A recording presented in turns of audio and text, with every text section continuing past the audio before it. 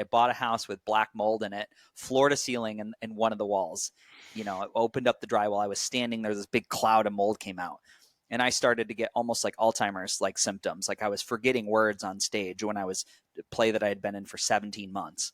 Couldn't remember the lines coming out. These micro little Alzheimer's moments. Mm.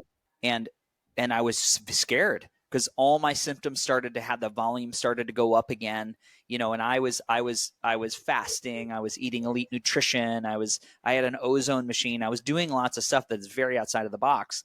And I had seen a YouTube video on AmpCoil, and it just spoke to me. You know, I was like, that sounds amazing. This has got to be real. And so I started to find the evidentiary proof on the non-union fractures.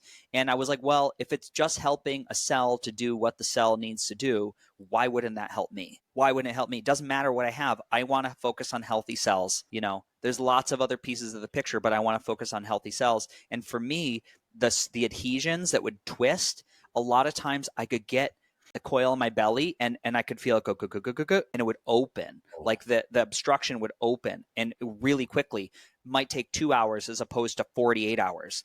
So I started to see this really be a massive shift in the way my body was responding to scar tissue.